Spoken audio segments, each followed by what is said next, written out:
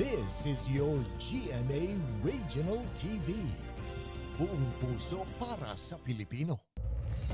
Ang mga pinakamalalaking balita sa One North Central Luzon ngayong Lunes. 36 anyos na ama at 1 taong gulang na anak na taga Pangasinan patay sa aksidente sa Nueva Ecija. Construction worker na dating sangkot sa krimen patay sa pananambang sa Banna, Ilocos Norte. Lalaking nagpapakilalang opisyal ng Malacanang arestado sa Nueva Vizcaya.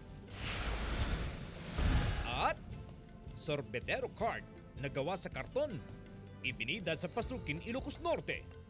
Ito ang GMA Regional TV 1 North Central Luzon. Masantos yang aram na imbag gamale maya pagat panapon kapuso. Narito na ang One North Central Luzon. Hatid namin ang mga pinakamalalaki at pinakahuling balita sa Hilaga at Gitnang Luzon. Live mula rito sa GMA Dagupan Station. Ako po si Chris Zuniga.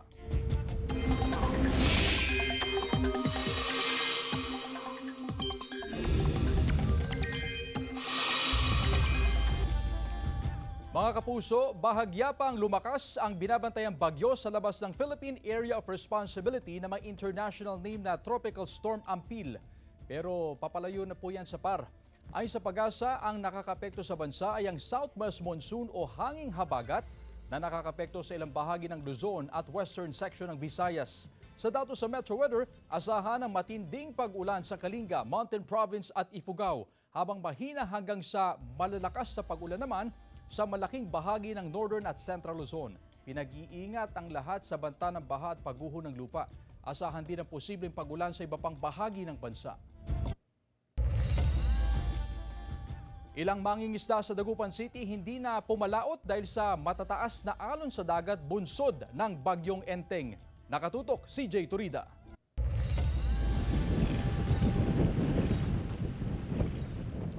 Nakatenga lang ang mga bangkang ito sa Pampang sa bahaging Purok Pagkakaisa sa Barangay Bunuan Gasset, Dagupan City.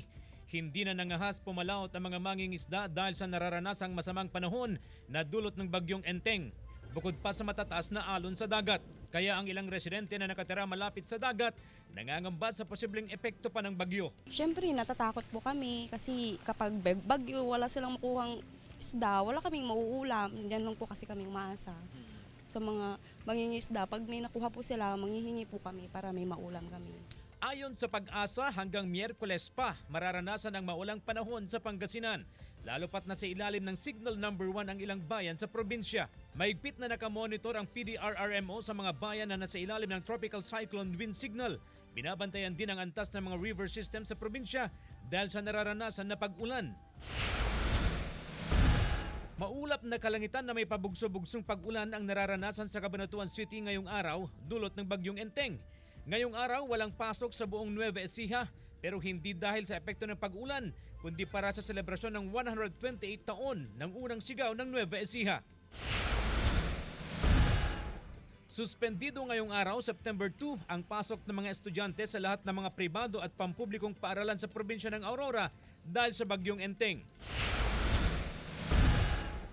Sa Pampanga, nagdeklara ng suspensyon ng face-to-face classes si Pampanga Governor Dennis Pineda sa lahat ng antas sa mga pribado at pampublikong paaralan sa lalawigan. CJ Torida, One North Central Luzon. 6 na barangay sa Calasiao, Pangasinan nasa watchlist ng MDRRMO dahil sa Bagyong Enteng. Sundan sa report. Malalakas ang buhos ng ulan sa Pangasinan dahil sa epekto ng Bagyong Enteng. Sa Calasiao, Pangasinan, maluwag ang kakalsadahan dahil marami umano ang hindi pumasada. Ang lalaking ito, sinuong ang malakas na ulan para pansamantalang baklasin ang pwesto ngayong market day. Sayang daw kasi kung masira lang ito ng ulan. Kailangan sir kailangan maghanap buhay. Tinatanggal na yung tulda. Naka-blue alert status na ang MDRRMO sa epekto ng Bagyong Enteng sa Calasiao. Pinaigting ang monitoring sa Marusay River at iba pang river tributaries. As of 12 noon ngayong September 2, nasa 5.7 feet ang antas ng Marusay River. Above normal level ito. Over the weekend, bumaba kasi siya. Last Friday kasi nasa 7.5 tayo. 6 na barangay na posibleng bahain ang nasa watch list ng MDRRMO. Kabilang dito ang mga barangay ng Longos, Lumbang, San Vicente, Mangkup, Talibao at Lasip. Yung ating mga resources po naka-preposition po, and then on standby din po yung ating mga personnel. So meron po tayong 3 shift, 3 team na naka-ready. Kasama si Jing Dakanay, Russell Simorio, One North Central Luzon.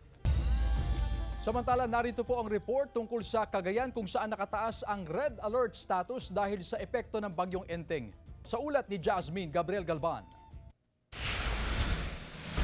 Nakataas na sa red alert status ang probinsya ng Cagayan na ngayon ay nasa ilalim ng Tropical Cyclone Wind Signal No. 2. Pinaghahanda ang mga residente sa malakas na buhos ng ulan na epekto ni Bagyong Enteng. Bagamat nasa below normal level pa ang mga major river system sa probinsya, inaasahan ng pagtaas ng antas ng tubig. Yung ating task force lingkod Cagayan, naka-pre-deploy naman po sila at naka-pre-position po yung lahat ng mga assets natin. All 7 stations, all throughout the province. Simula pa kahapon, September 1, ipinatupad na ang no sailing at no fishing policy sa mga baybayin. Hindi na pinapayagan ang pagbiyahe ng mga ferry boats sa Calayan Island. Nakabantay ang Philippine Coast Guard sa mga mangingisda para matiyak na walang pumalaot. Paalala sa mga mangingisda, may paparating na bagyo at ngayon signal number 2 na dito sa Santa Ana, ma'am. Nagsimula kami kahapon, ma'am, tapos kaninang umaga ulit, ma'am. At saka nagkaroon din ng meeting sa MDRRMO. Pinag-iingat sa banta ng flash flood o pagbaha ang mga nakatira sa paanan ng bundok. Inabisuhan na ng otoridad ang mga residenteng lumikas sa mga evacuation center. Actually, under Charlie Protocol po, forced evacuation na dapat ang ginagawa ng mga local governments natin. But given the situation nga, palamanag ang mga pag-aambon lang, it's still within the decision of the local government units kung i-force evacuation na yung mga tao or hindi pa. Samantala, mag-aalas 2 ng hapon kanina, September 2, naranasan na ang malakas na buhos ng ulan sa La Union. Halos mag-zero visibility na San Fernando City. Nakaranas na rin ng bagyang pagbaha sa kalsada. Ang ilang estudyante walang magawa kundi lumusong sa baha. Jasmine Gabriel Galban, One North Central Luzon. Presyo ng mga gulay at isda sa ilang pamilihan sa Dagupan City ating kamustahin ngayong may bagyo. Makibalita tayo live mula kay Russell Simorio. Russell? Chris, sa mga oras na ito, unti-unti nang nagliligpit ng kani-kanila mga panindang gulay ang ilang mga tindera dito nga sa Malimgas Public Market sa Dagupan City dahil pa rin sa tuloy-tuloy na malalakas na buhos ng ulan. Sabi ng mga tindera, nagsimula pa ito nga malakas na buhos ng ulan kaninang umaga at ang tendency raw kasi kapag hindi nila natakpan o hindi nila itinago itong kanilang mga panindang gulay, pwede po itong mabulok at kapag nabulok yan, hindi na nila maibebenta at mauuwi lang sa pagkalugi. Samantala, silipin naman natin ang presyuhan ng mga gulay dito nga sa Malimgas Public Market ngayong hapon kung saan tayo ay nakararanas ng mga pag-ulan. Nasa 40 pesos ang kada kilo ng talong, nasa 20 pesos ang kada kilo ng okra. Ito naman yung medyo mataas yung presyo ngayon. Ang Baguio beans at cauliflowers nasa 200 pesos per kilo. Nasa 40 pesos ang kada kilo ng ampalaya.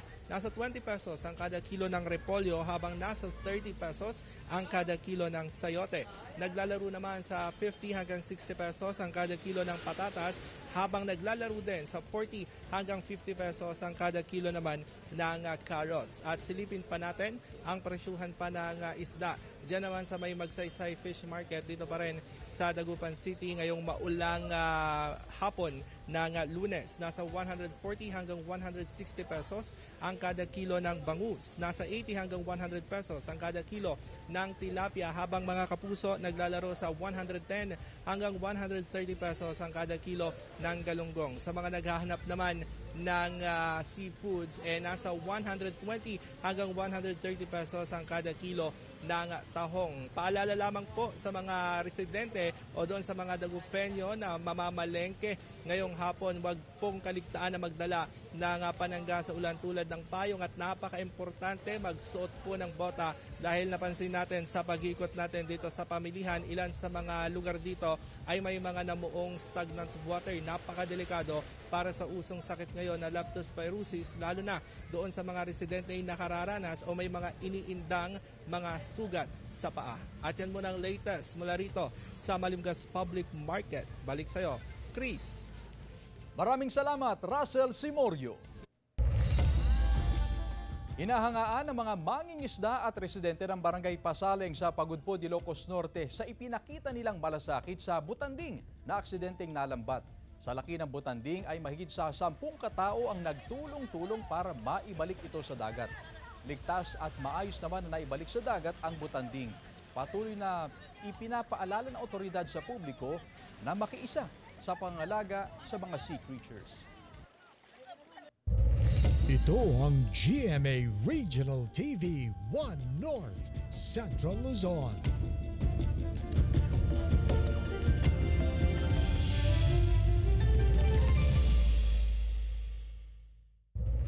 Ito ang GMA Regional TV 1 North Central Luzon. Construction worker na dating sangkot sa krimen patay sa pananambang sa Bana, Ilocos Norte. Nakaalerto, Jeric Pasilyao. Dead on the spot ang 54 anyos na construction worker na sa Isaac Kasay alias Bigso matapos pagbabarilin kahapon sa barangay Tabtabagan, Bana, Ilocos Norte. Tadtad ng tama ng bala ng baril sa ulo ang biktima. Sa investigasyon ng pulisya, nagpunta sa lugar ang biktima sakay ng motorsiklo at habang pauwi, dito na siya pinagbabaril ng mga hindi pa nakikilalang sospek. 21 basyo ng iba't ibang kalibre ng baril ang na-recover ng SOCO sa crime scene. Na-recover din sa bag ng biktima ang isang caliber 45. Ayon sa pulisya, dati nang nasangkot sa krimen ng biktima, meron din daw itong pautang sa lugar. Nabanggit daw sa kanyang asawa na may bumubuntot sa kanya nang maningil ito ng pautang. Sa ngayon, inaalam pa ng pulisya ang motibo sa krimen at pagkakakilanlan ng mga sospek. Sugatan naman sa pamamaril ang dating sangguniang bayan member na si Gregorio Castillo Sr. matapos pagbabarilin sa poblasyon Dolores Abra pasado alas 9 ng umaga kahapon. Sa investigasyon ng pulisya, nasa loob ng sasakyan ng biktima at nakaparada sa tapat ng ibinebentang lupa nang tumapat sa kanya ang motorcycle riding suspect at saka siya pinagbabaril. Nagtamo ng tama ng bala ng baril sa ulo ang biktima na agad dinala sa ospital. Walang na-recover na anumang basyo ng bala sa crime scene. Iniimbestigahan pa ang pangunahing motibo at pagkakakinanlan ng mga sospek. Wala pang pahayag ang biktima na nagpapagaling ngayon sa ospital. Jeric Pasilyao, 1 North Central Luzon. Lalaking nagpakilalang opisyal ng Malacanang arestado sa Nueva Vizcaya. Sundan sa report.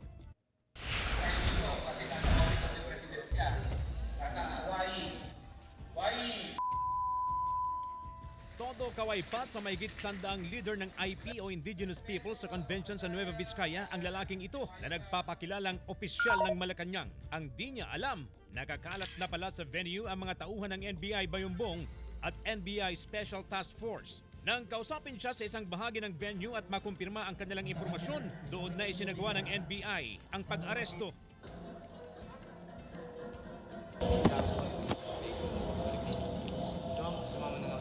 Meron kaming nakuha sa kanyang table. Yung designation mismo nakalagay. Head Deputy Executive Secretary for Legal Affairs, Office of the President. Nag-issue ang Executive Secretary Office of the President ng negative certification that yung tao na subject natin is not related or connected to any office of the President. Ayon sa NBI, matagal na raw nagpapakilalang taga-Malacanang ang suspect sa kanyang mga sulat at itinutulak na proyekto. I-review daw niya yung requirements. Siya magpapasa mismo dun sa Office of the President. Ang violation niya is under these circumstances is yung Article 177 sa Revised Penal Code, which is yung usurpation of authority. Sinisikap pa naming makuha ang panig ng suspect na nakakulong na sa NBI Detention Facility sa Bilibid.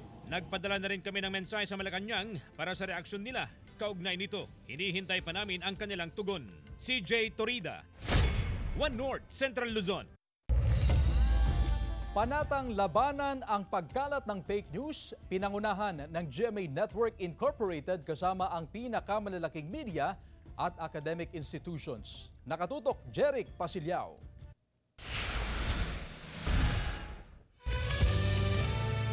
Makasaysayan ang pagtitipong ito sa GMA Network kung saan nagsama-sama ang kinatawan ng pinakamalalaking media at academic institutions sa bansa para mabuo ang pinakamalawak na pwersa para labanan ng isa sa pinakamapanganib na banta ngayon, ang pagkalat ng fake news. 59 na grupo ang tumugon sa panawagan ng GMA Network para magkaisa sa laban kontra fake news. Panata kontra fake news is a continuation of a long-standing crusade to safeguard the integrity of discourse.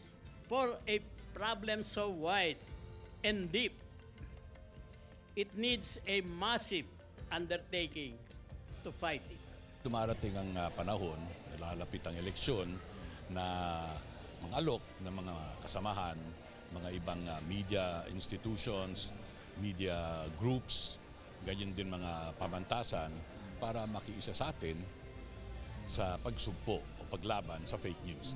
So this is one occasion, nagsamsam at nagsama-sama lahat, and we're very happy, proud at taos-puso tayong nagpapasalamat at sinamahan tayo ng ibang mga institusyon na ganun din ang layunin na labanan ang fake news. Sabay-sabay binigkas ang panata kontra fake news. Panata naming ipaglaban ang katotohanan para sa bayan at sa mga susunod pang henerasyon ng mga Pilipino.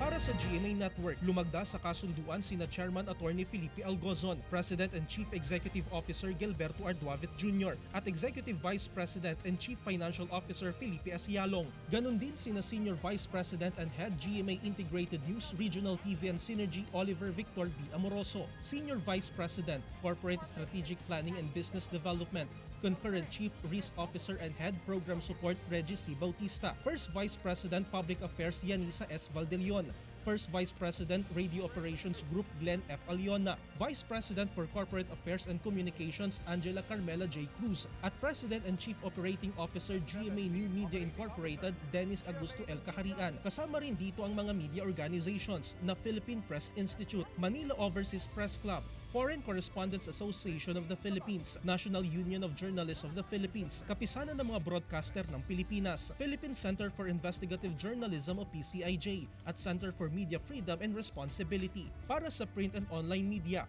pumirma ang Philippine Daily Inquirer, Manila Bulletin, Manila Times, Manila Standards Today, Malaya, Sunstar, Daily Tribune, Business Mirror, Rappler, Press1.ph, Facts First PH at Philippine Entertainment Portal. Katuwang din natin ang television networks na All TV at Zoe TV. Kakampi rin natin ang radio networks na Catholic Media Network, Far East Broadcasting Company, Manila Broadcasting Corporation at West Broadcasting Incorporated. Kasama rin ang tech giant na Google. Kasama rin sa laban kontra fake news ang mga universidad at kolehiyo mula sa Metro Manila na Polytechnic University of the Philippines, De La Salle University, University of the Philippines Diliman, University of Santo Tomas, Adamson University, Arellano University, Colegio de San Juan de Letran, De La Salle College of St. Benilde, Emilio Aguinaldo College, Jose Rizal University, University of the East, National University, Lyceum of the Philippines University, Mapua University, San Sebastian College Recoletos, at University of Perpetual Health System Dalta. Kaagapay din natin ang universities and colleges sa Luzon,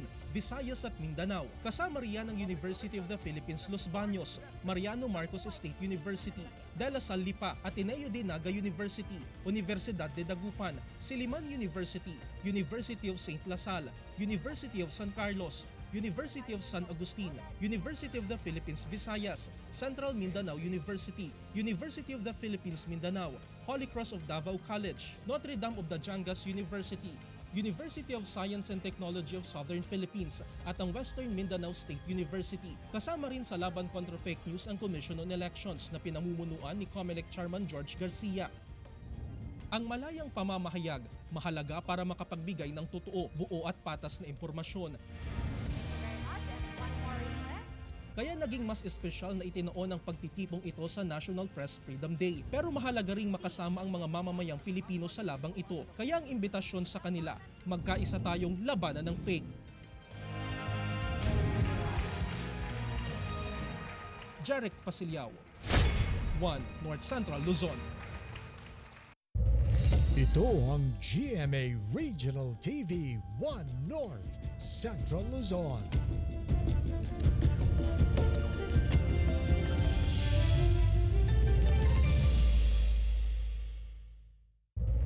Ito ang GMA Regional TV 1 North Central Luzon. Panghuhuli sa mga kolorum na tricycle sa Calasiao, Pangasinan aarangkada ngayong Setyembre matapos ang deadline ng renewal ng permit. Tutukan sa report. 200 piso ang kinikita sa pamamasada ng tricycle ni Mang Dani mula Barangay Banawang, Calasiao, Pangasinan. Kulang pa para sa 8 niyang anak. Aminado siyang walang permit ang kanyang tricycle kaya hindi makapasada sa mismong bayan kung saan mas marami sanang pasahero. Ito matumal, merong kung minsan malakas, kung minsan matumal. Pero dito sa kanto-kanto lang wala. Sa kanto sa kon lang kasi yung biyahe namin. Ayon sa Public Order and Safety Office o POSO, natapos na nitong August 31 ang deadline para sa renewal ng tricycle permit. Sa first quarter ng 2024 pa sana ito epektibo, pero nagpatupad ang extension ng renewal. Aarangkada na rin ngayong Setyembre ang panghuhuli sa mga kolorum na tsoper. Inaantay ko lang yung sa EEO dahil may listahan na po kami na tinatapos lang po yung listahan, then saka na kami kasi nasabay to, syempre priority namin itong traffic. Ano po yung ang ilang tricycle driver pabor na higpitan na ang operasyon laban sa mga kolorum na tricycle. Apektado raw kasi ang kita ng mga lehitimong namamasada. Hindi na yun sa tao nga, kung wala kang pan-renew, di siyempre unahin mo muna yung pambuhay ng pamilya. Pero kailangan din mag-renew, matik yun, okay yun sir. Para sigurado rin, aras parehas. Pero kasama si Jing Dakanay, Russell Simorio, 1 North Central Luzon. Kasi simula pa lang ng Burr months pero taas presyo agad sa liquefied petroleum gas o LPG ang bumungad sa mga consumer. 55 centavos ang dagdag singil sa kada kilo ng LPG. Ito na ay katlong sunod na buwan na nagpatupad ng taas presyo ng LPG ang mga kumpanya. Base naman sa monitoring ng Department of Energy, nasa 840 pesos hanggang mahigit sa 1,000 pesos ang presyo ng kada 11 kilograms na tangke ng LPG. Arestado sa anti-illegal drugs operation ang umano'y tulak ng iligal na droga sa San Jose City, Nueva Ecija noong Huwebes, August 29. Ayon sa pulisya, nakilalang sospek na si Kenneth Sorsa Orenya, residente ng Barangay Aber First sa lungsod. Base sa investigasyon, matagal nang binamanmanan ng sospek dahil sa mga report na natatanggap ng PNP tungkol sa pagbebenta nito ng iligal na droga. Nakuha sa sospek ang nasa 0.27 grams ng shabu. Posible umanong naibenta na ng sospek ang iba pang hawak na iligal na droga bago pa maaresto ng otoridad. Sa iba pang balita, libreng deworming at vitamins para sa livestock animals hatid sa ilang barangay sa Mangaldan, Pangasinan. May ulat si Claire Lacanilaw-Dungka. Ngayong tag-ulan, nagkakasakit na raw ang ilang alagang kambing ni Maricel Domagas. Ito raw ang dahilan kaya lumalaking bansot ang mga alagang kambing. Kaya mahalaga raw na mapurga ang mga alagang hayop upang lumaking malusog. Para bigla silang laki.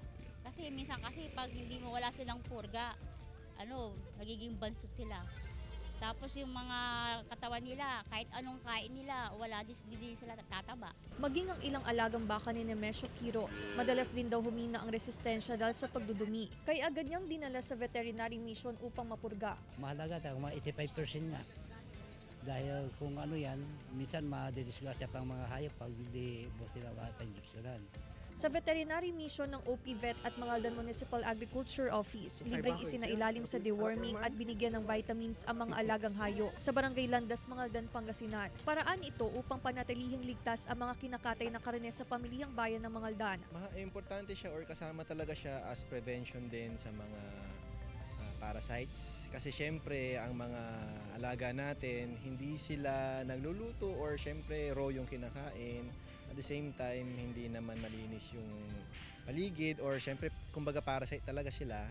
Mahalaga ang pagpupurga upang matanggal ang mga parasites na nagdudulot ng malnutrisyon at pagkabansot ng mga alagang hayop. Gantong bagyo or tag-ulan, i-refrain muna na ipastol kasi syempre parang tayo rin, nanghihina rin ang immune system nila. Ikuhanan na lang muna sila ng mga damo. And of course, sa pagkain, maging balance lang din. Kung sa pagbigay ng fresh water, malinis. Kasama si Henry Dominsil, Claire Lacanilaw Dungka, One North Central Luzon. Nakasako ang mga aso ng madatnan at mailigtas ng mga otoridad mula sa isang dog meat trader sa Bustos, Bulacan. Ang mga aso nangihina na rin at nakatakdasa ng ibenta ng dog meat trader bago pa man isagawa ang entrapment operation ng mga otoridad. 2 aso ang na-rescue sa operasyon. Kinumpirma ng AKF na isa ang nasabing dog meat trader sa mga tinitiktikan ng mga otoridad mula sa nasabing lugar. Umaabot sa 800 hanggang 1,200 pesos ang bentahan ng buhay na aso, depende sa laki nito at lugar kung saan ibinebenta. Puspusan ngayon ang information campaign ng Animal Kingdom Foundation laban sa dog meat trading para turuan ng mga tao ukol sa masamang dulot ng pagbebenta at pagkain ng karne ng aso. Nasa kustodiya na ng pulisya ang nahuling sospek at naharap sa kasong paglabag sa Animal Welfare Act.